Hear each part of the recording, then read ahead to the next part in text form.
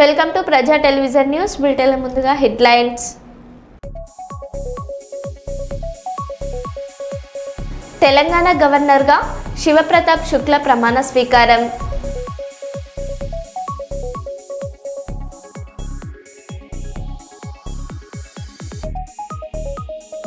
రాష్ట్ర ముఖ్యమంత్రి రేవంత్ రెడ్డి అజంజాహీ మిల్లు కార్మికులకు ఇచ్చిన హామీని నెరవేర్చాలని రోడ్డెక్కి ఆందోళనకు దిగిన కార్మికులు.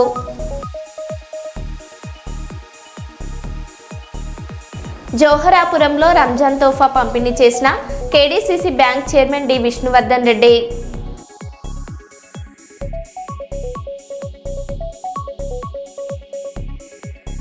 ఢిల్లీ పర్యటనలో ఉన్న విద్యా ఐటీ శాఖల మంత్రి నారా లోకేష్ కూటమి ఎంపీల ఆత్మీయ సమావేశంలో సందడి.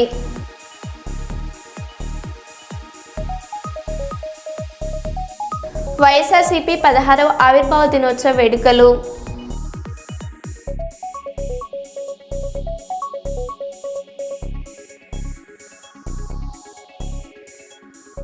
ఇక వివరాల్లోకి వెళ్తే, హన్మకొండ సిటీలో సరికొత్త గోల్డ్ డెస్టినేషన్ వచ్చేసింది.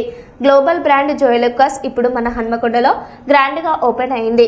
ఈ మెగా ఓపెనింగ్ కు మంత్రి కొండ సురేఖతో పాటు ఎమ్మెల్యేలు నాయన్ రాజేందర్ రెడ్డి, కేఆర్ నాగరాజు, రాకేష్ రెడ్డి స్పెషల్ గెస్టులుగా హాజరయ్యారు. అతిథులు జ్యోతి ప్రజ్వలన చేసి షోరూమ్ ని లాంచ్ చేశారు. అద్భుతమైన diamonds, antique gold, wedding collections ఇక్కడ స్పెషల్ అట్రాక్షన్ గా నిలిచాయి.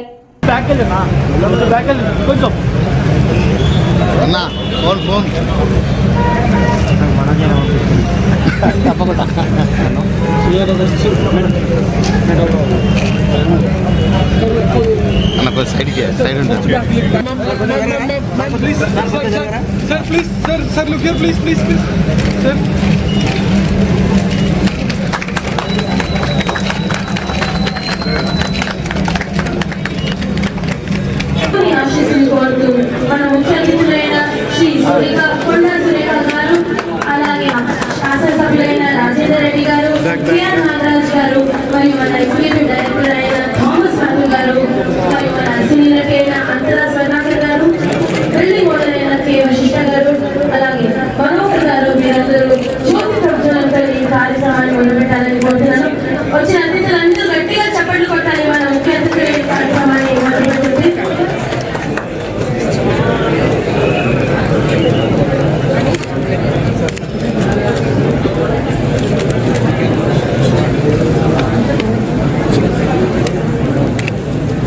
సెల్యులర్ జరగలే, ఈ కెమెరాతో నేను అరే జరుగు ఆ సెల్లు ముందర పెట్టకే కొద్దిగా ఎందుకు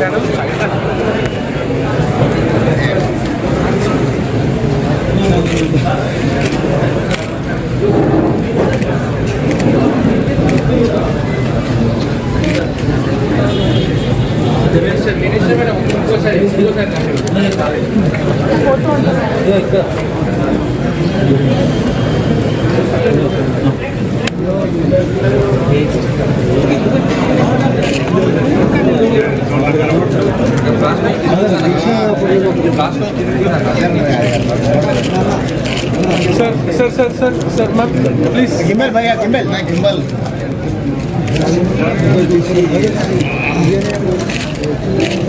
సురేఖ మేడం గారు, రాజేందర్ రెడ్డి గారు, అలాగే నారాయణ గారు, మీ అతి బిజీ షెడ్యూల్ లో మీరు సమయం తీసుకొని ఇక్కడ వచ్చినందుకు చాలా ధన్యవాదాలు. గట్టిగా చెప్పండి సురేఖ మేడం.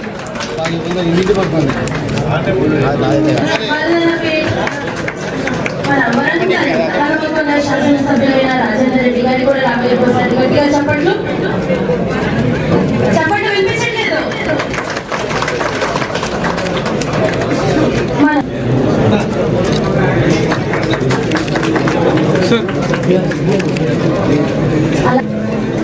అది కూడా ఒకసారి రావాలి గట్టిగా.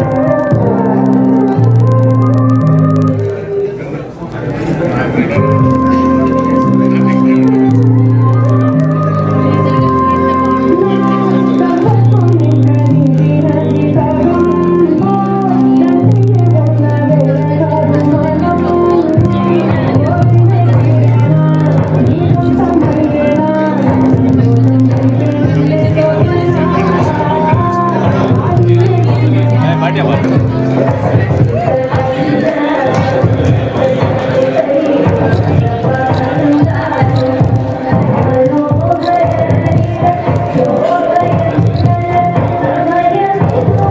చప్పట్లు మన అందరికి.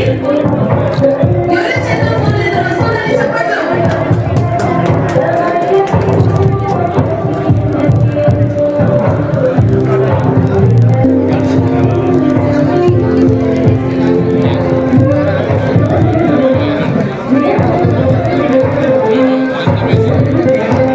ఈ ర్యాంప్ తర్వాత వచ్చిన ముఖ్య అతిథులైన కూడా కొంచెం అందరూ కొంచెం సైలెన్స్ మెయింటైన్ చేయాల్సిందిగా కోరుతున్నాం. మేడం బయట ఇస్తున్నారు. ఈరోజు ఒక శుభదినం. ఎందుకంటే జాయ్ అల్కాస్ వాళ్ళు వాళ్ళ రెండవ బ్రాంచ్ను మన హన్మకొండలో ఓపెన్ చేసినందుకు వారికి ముందుగా కంగ్రాచులేషన్స్ ఇస్తూ ఉన్నాను. ఎందుకంటే జాయ్ అల్కాస్ అనేది మరి చాలా 2040 నుంచి కూడా విధంగా వాళ్ళు షాప్స్ నడిపించడం జరుగుతూ ఉంది. మరి అదేవిధంగా దాదాపు 40 కంట్రీస్లో 190 షాప్స్ కూడా వాళ్ళ బ్రాంచెస్ కూడా ఉన్నాయని వాళ్ళు చెప్తా ఉన్నారు.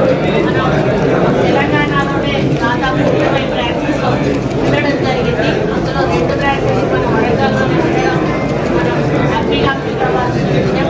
ఎందుకంటే జాయ్ అల్కాస్ అంటే ఒక బ్రాండ్. ఆ బ్రాండ్ మీదనే చాలామంది ప్రజలు జాయ్ అల్కాస్ దగ్గరికి నమ్మకంతో విశ్వాసంతో వస్తారు. ఇది మన్నికకు మరి వేరొందినటువంటి బ్రాండ్ ఇది. ఎందుకంటే మా పాప వెడ్డింగ్ జ్యువెలరీ కూడా మేము హైదరాబాద్ జాయ్ అల్కాస్లోనే తీసుకోవడం జరిగింది. ముఖ్యంగా డైమండ్స్కు కూడా పెట్టింది పేరు ఇది. ఆ డైమండ్స్ కూడా అంతర్జాతీయ ప్రమాణాలతో మరి ఎటువంటి మోసం లేకుండా కూడా ఇచ్చేటువంటి శాఖ ఇచ్చినాక మరి ఈ శాఖ ఇంకా ఎక్కువ శాఖలు పెంచుకుంటూ మరి వాళ్ళకు బిజినెస్ను స్ప్రెడ్ చేసుకుంటూ ముందుకు వెళ్ళడం జరుగుతుంది. నాకు తెలిసి వాళ్ళ తాజా ముత్తాతల నుంచి కూడా ఈ యొక్క which we decided to do with the second showroom. This showroom would be focusing on lightweight category as well as heavyweight diamond jewelry. We have 190 showrooms across 12 countries and we have our presence. We just opened in Australia showrooms. We signed a lease agreement for our new showroom which is coming up in Canada as well. Other than that, we have around 6 showrooms in US and 3 in UK. And then we have a license to our communities. So as we are expanding, we are very happy to announce that we have around 9 showrooms that we will be opening this month. We have ఉమ్మడి ఆంధ్రప్రదేశ్ మొదటి రాజధాని కర్నూలులో ఓ ప్రభుత్వం high court bench ఏర్పాటు చేస్తామని, మరో ప్రభుత్వం high court ఏర్పాటు చేస్తామని చెప్పారు. కర్నూలులో హైకోర్టు కానీ హైకోర్టు బెంచ్ కానీ రాష్ట్ర ప్రభుత్వం వెంటనే ఏర్పాటు చేయాలని న్యాయవాదులు కోరుతున్న విషయాన్ని mega times YouTube news channel ప్రజలకు అందిస్తుంది.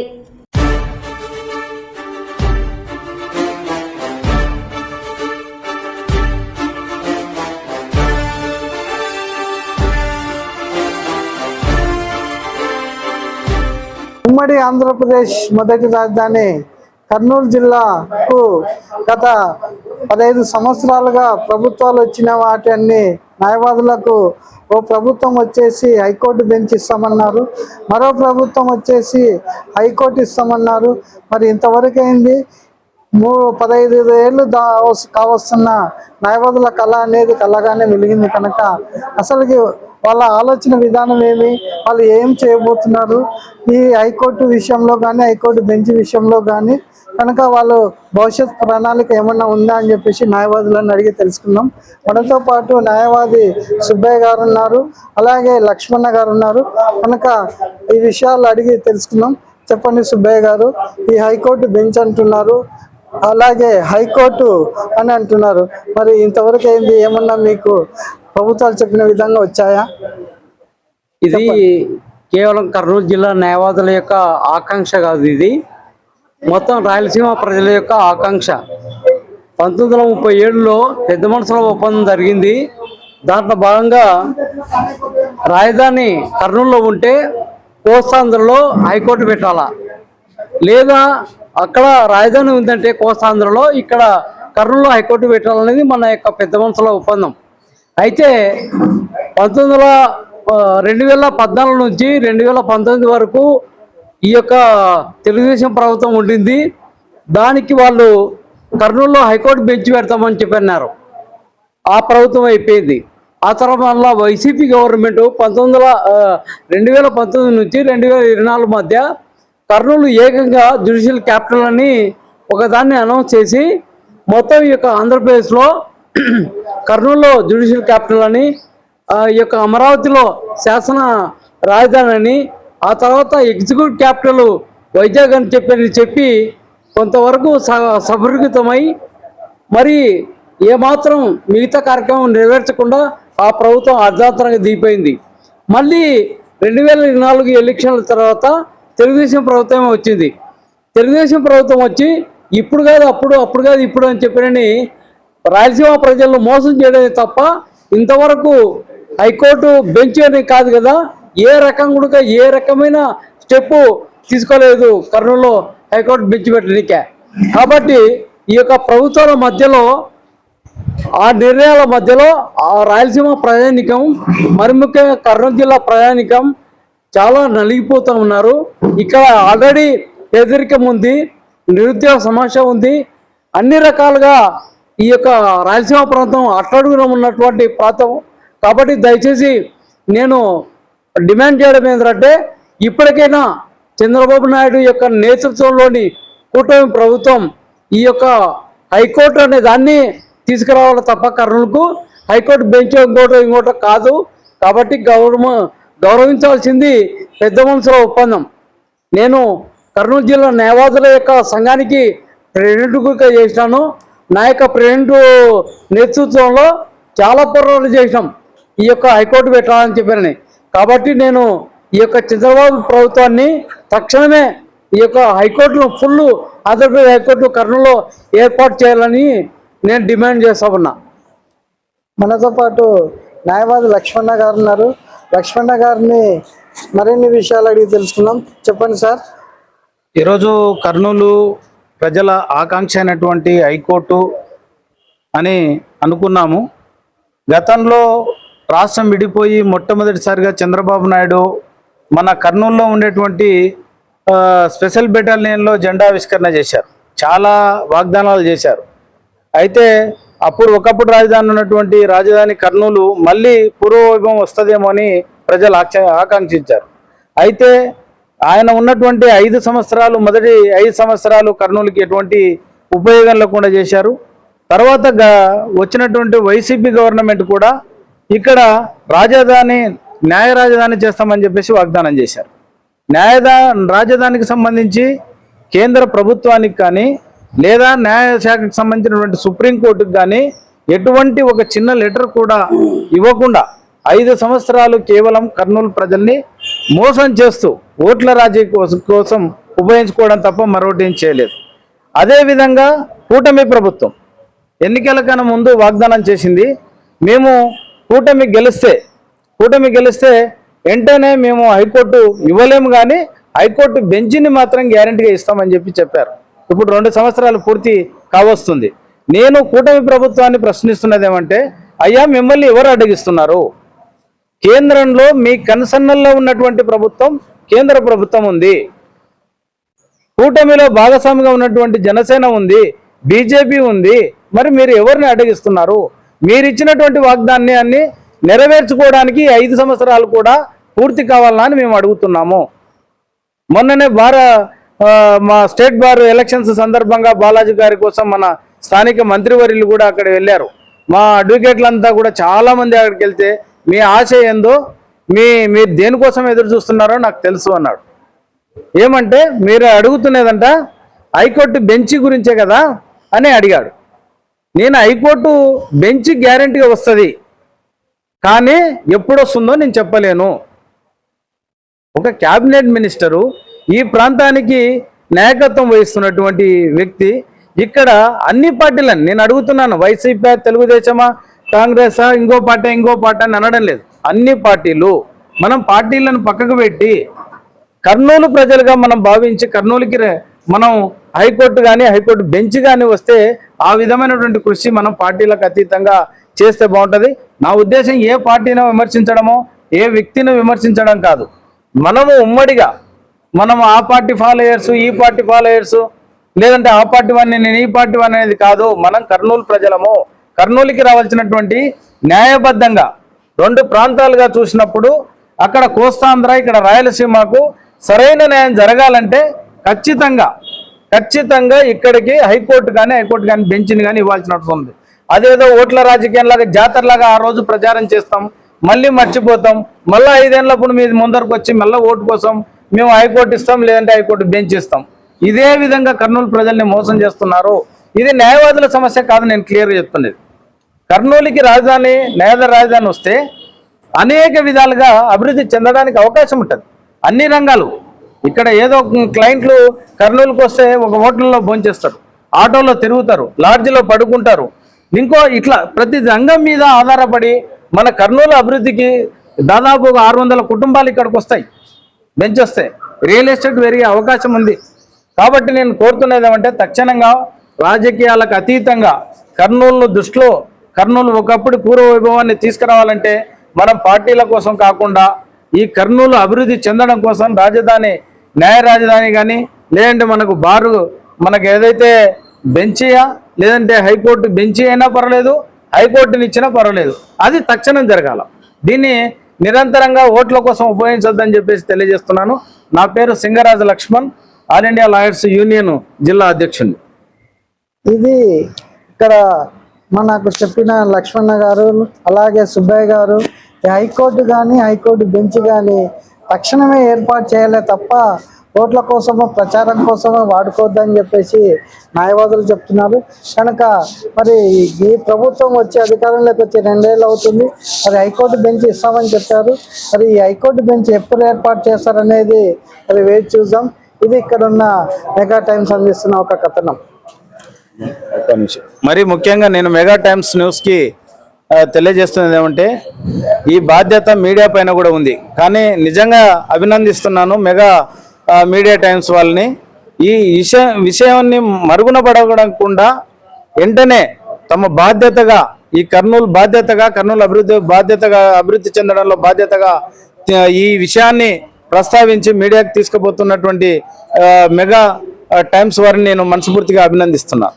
ఇది మరి మెగా టైమ్స్కి అభినందనలు తెలుపుతున్నారు కనుక మేము కూడా ఎప్పటికప్పుడు మెగా టైమ్స్ మీరు చేసే ఆందోళన కానీ అలాగే హైకోర్టు బెంచ్ వచ్చేంత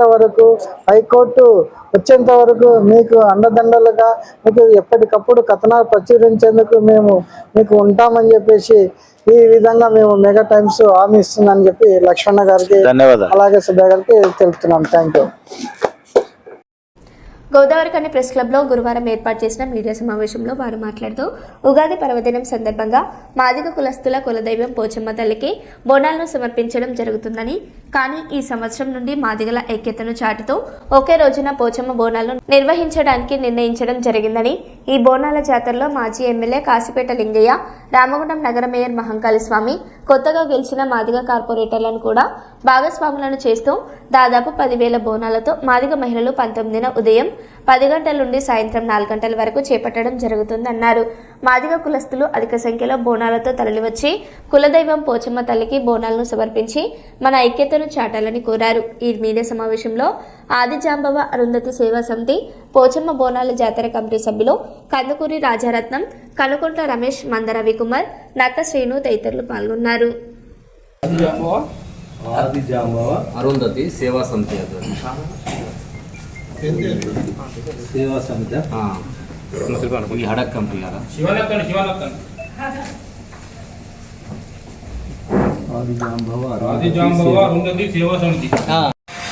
ఈ నెల 19వ తారీఖు రోజు మన చౌరస్తాలో ఉన్న పోషవ తల్లి గుడికి పారిశ్రామిక ప్రాంతాల్లో ఉన్న ఏ వాడలో ఉన్న మాదిగలందరూ కూడా వాడవాడలో ఉన్న మాదిగలందరూ కూడా మరి పోషవ తల్లి గుడికి తరలి రావాలి. ఎందుకంటే అన్ని ఏరియాలలో గుడులు ఉన్నాయి, ఏదో ఒక రోజు పోయి చేసుకుంటారు కనుక మనమందరం ఐక్యతగా ఉండి మన జాతి అరుంధతి ఆదిజాంబవ మన వారసులందరం కూడా మరి ఒకే రోజు మన ఉగాది పండుగ రోజు మన అందరం కూడా జరుపుకోవాలని చెప్పి మేము మీ అందరిని కోరుతా ఉన్నాం. ఎందుకంటే అన్ని కులాల వాళ్ళు కూడా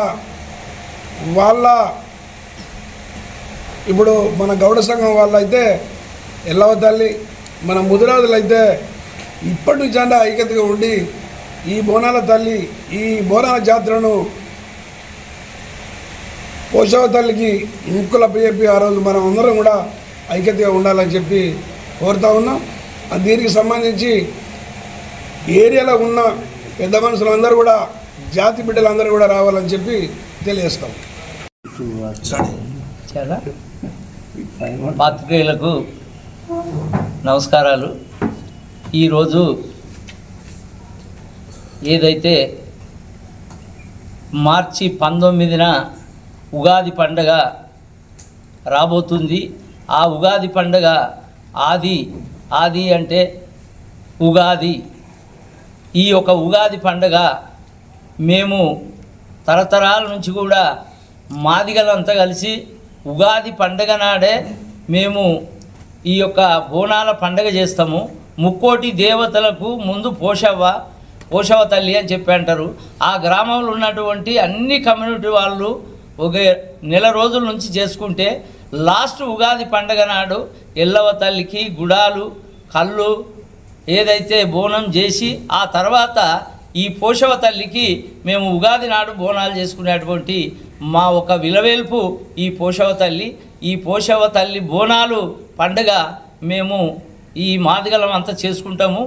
కానీ ఇక్కడికి ఈ యొక్క కాలనీలో వచ్చిన తర్వాత మేము ఆ ఒక సవరస్థ దగ్గర వారికి సన్మాన కార్యక్రమం పెడుతూ వచ్చినటువంటి మా అరుంధతి మహిళలకు అందరికి కలిసి కూడా వారికి ఈ గాజులు, 2 జాకెట్ బట్టలు, పసుపు కుంకుమ ఇచ్చి ప్రతి బోనానికి కూడా మేము మా మహిళలను దండం పెట్టి మీరు ఆయురారోగ్యాలతో ఉండాలని చెప్పి ఈ యొక్క కార్యక్రమాన్ని చేపట్టడం జరిగింది.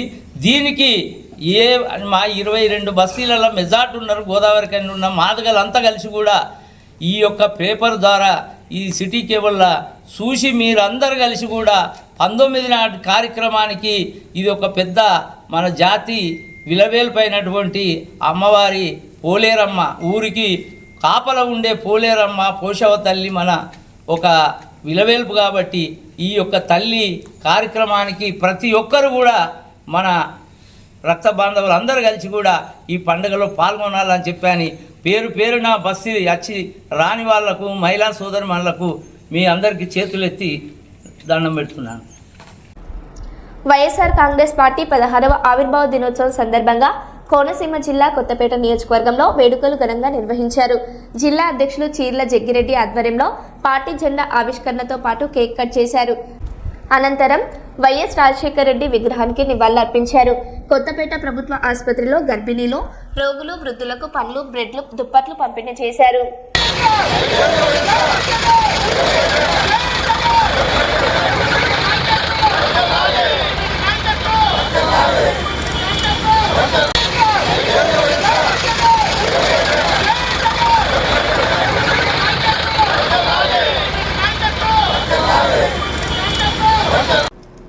మరో బులెటిన్లో మళ్ళీ కలుద్దాం. Stay tune.